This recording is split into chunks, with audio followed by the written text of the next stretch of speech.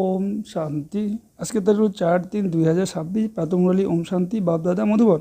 মিষ্টি বাচ্চারা, তোমাদের ধান্দা হলো মানুষকে সজাগ করা, রাস্তা বলে দেওয়া। যত তোমরা দেহি অভিমানী হয়ে বাবার পরিচয় শোনাবে ততই কল্যাণ হবে।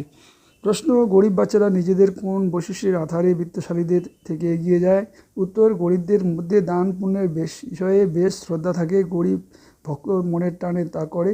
সাক্ষাৎকারও গরিবদের হয়। বিত্তশালীদের নিজেদের ঐশ্বর্যের নেশা থাকে, তাদের দ্বারা পাপ বেশি হয়, সেই জন্য গরিব বাচ্চারা এগিয়ে যায়। গীত: ওম নমঃ শিবায়। ওম শান্তি। তুমি মাতা পিতা, আমরা বালক তোমার, এ তো নিশ্চয়ই পরমপিতা পরমাত্মার মহিমা গাওয়া হয়েছে।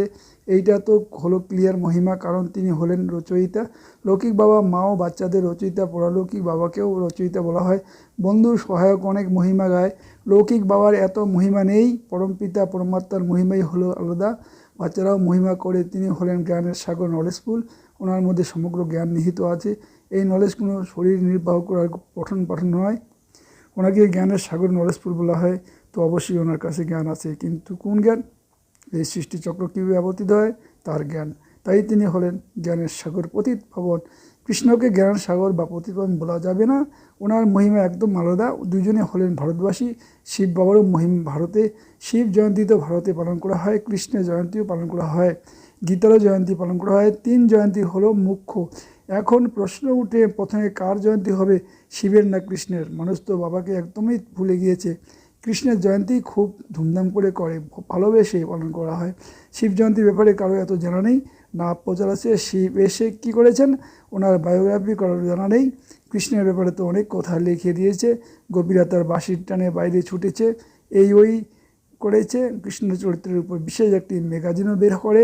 শিবের চরিত্র ইত্যাদি বিষয়ে কিছু নেই। কৃষ্ণের জয়ন্তী কবে হয়েছে, তার গীতার জয়ন্তী কবে হয়েছে, কৃষ্ণ যখন বড় হবে তখন তো জ্ঞান শোনাবে। কৃষ্ণের বাল্যকালকে তো দেখানো হয়, ঝুড়িতে করে অন্য পাড়ে নিয়ে গিয়েছিল, বড় অবস্থা দেখানো হয়। রথের উপর দাঁড়িয়ে আছেন, চক্র চালাচ্ছেন, 16-17 বছরের হবে। আর সব চিত্র ছোটোবেলার দেখানো হয়েছে। এখন গীতা কখন শুনিয়েছিলেন? সেই সময় তো শোনাতে পারেন না, যখন লেখে অমুককে অপহরণ করেছে, এই করেছেন, ওই সময় তো জ্ঞান শোনানো শোভা পায় না। যখন বৃদ্ধ হবে তখন তো জ্ঞান শোনাবে। গীতাও কিছু সময় পরে শুনিয়েছিলেন। এখন শিব কী করেছিলেন কিছু জানা নেই, অজ্ঞান নিদ্রাতে নিদ্রিত হয়ে আছে। বাবা বলেন আমাদের বায়োগ্রাফি কারো জানা নেই। আমি কি করেছি, আমাকে তো পতিত পাবন বলা হয়। আমি যখন আসি তখন সাথে গীতা রয়েছে।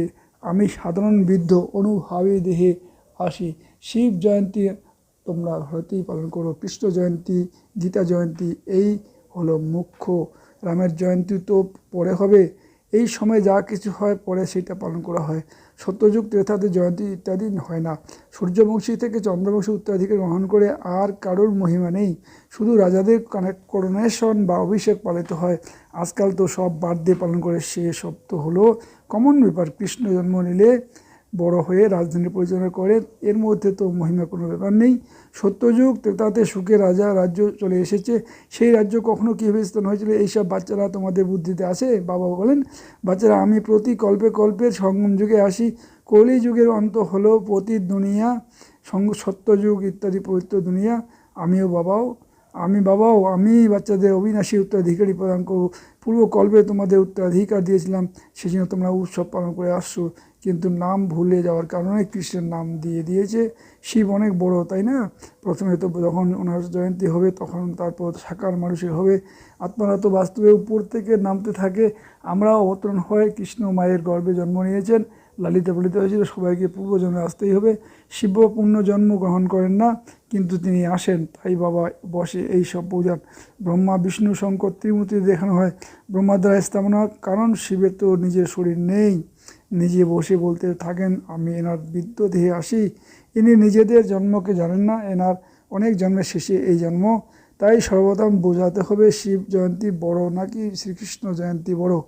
যদি কৃষ্ণ গীতা শুনিয়ে থাকেন তবে গীতা জয়ন্তী তো শ্রীকৃষ্ণ অনেক বছর পরে হতে পারে, যখন কৃষ্ণ বড় হয়। সেই সব ব্যাপার সেপার আছে যে না, কিন্তু বাস্তবে শিব জয়ন্তী একদম পরে হয় গীতা জয়ন্তী।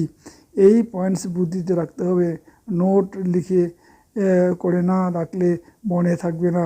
বাবা এত কাছে আসেন, ওনার স্রোত আছে, তিনিও বলে সব পয়েন্ট ঠিক সময় মনে এসে যাওয়া কঠিন হয়। বাবা বুঝিয়েছেন সবাইকে দুই, বাবার রহস্য বোঝাও।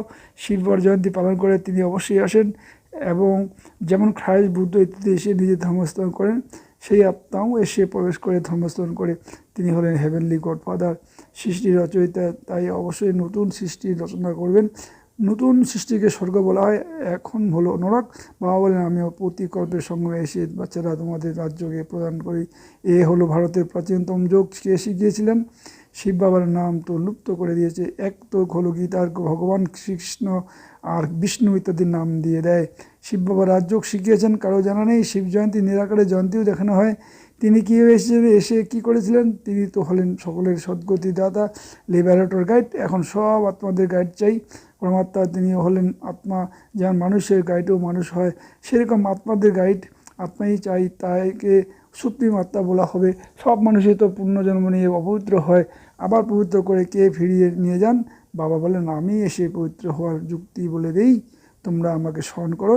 কৃষ্ণ তো বলতে পারেন না যে দেহের সম্বন্ধ ত্যাগ করো, তিনি তো 84 জন্মগ্রহণ করেন, সকল সম্বন্ধে আসেন। বাবার নিজের শরীর নেই। তোমাদের এই আত্মিক যাত্রা বাবা শিখান। এইটা হলো আত্মাদের পিতা, আত্মারূপী বাচ্চাদের প্রতি আত্মিক নলেজ। কৃষ্ণ কি কারোর আত্মিক পিতা কখনো হতে পারে?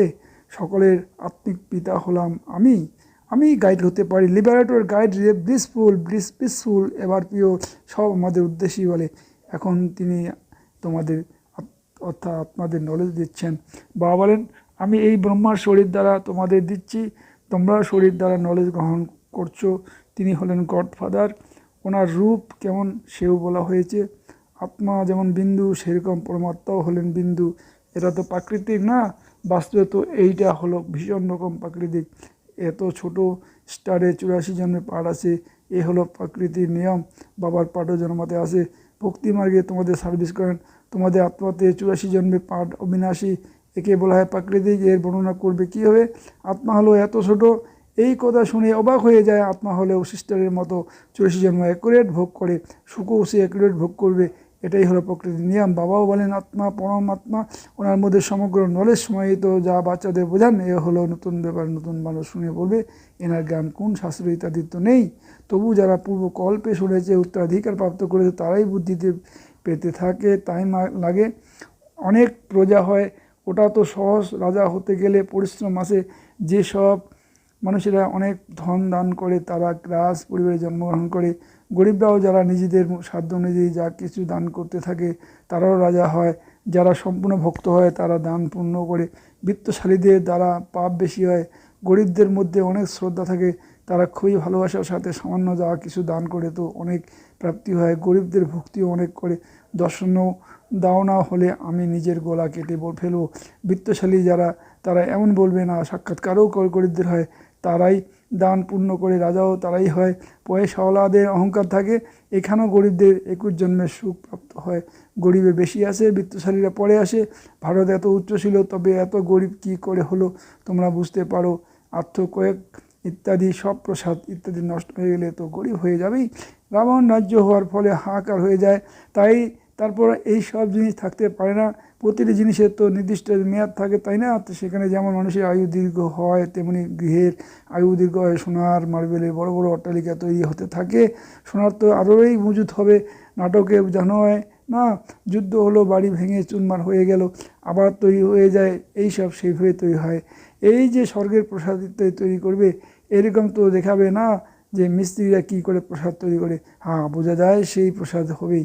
যতদিন যাবে তোমাদের সাক্ষাৎকার হবে। বিবেক এই রকম বলে। এই সবের সাথে বাচ্চাদের কোনো সম্পর্ক নেই।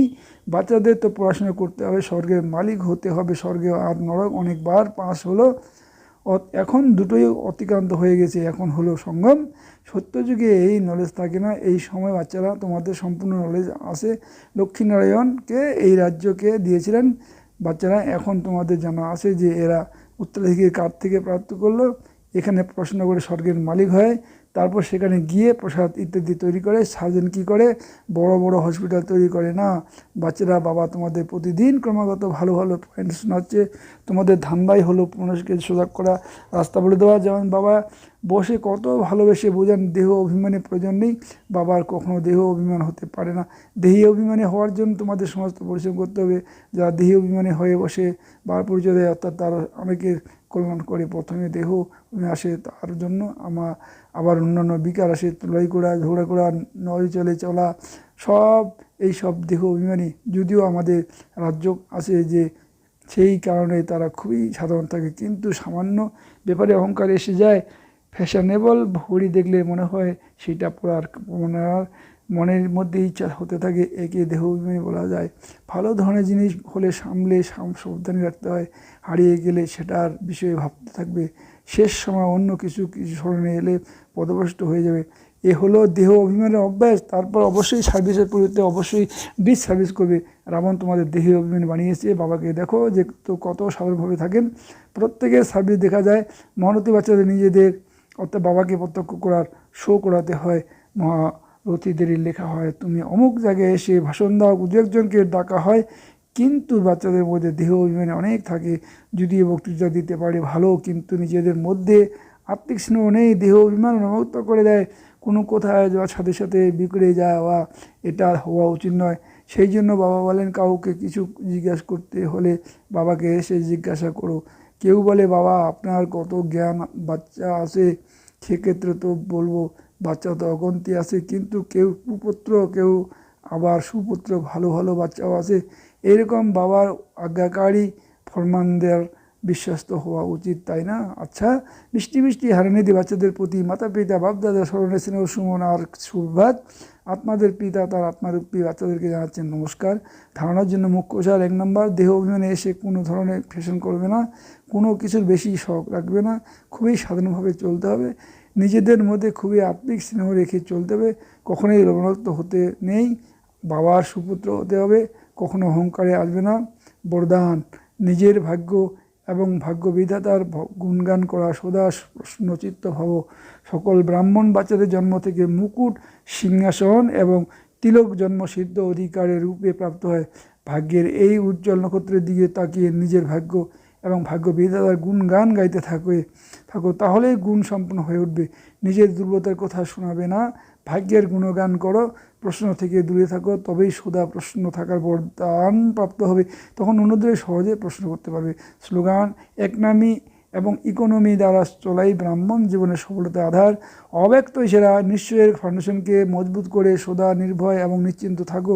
নিশ্চয় সদা নিশ্চিত করে তুলে, এবং যে নিশ্চিত স্থিতি থাকে যে কোনো কাজ করে সেটাতে সে অবশ্যই সফল হয় না, কেননা নিশ্চিত স্থিতিতে বুদ্ধি সঠিক জাজমেন্ট করতে সক্ষম হয়। যথার্থ নির্ণয়ের আধার হলো নিশ্চয়ই বুদ্ধি, নিশ্চিত স্থিতি, সেখানে বাবা ভাববারও আবশ্যকতা নেই।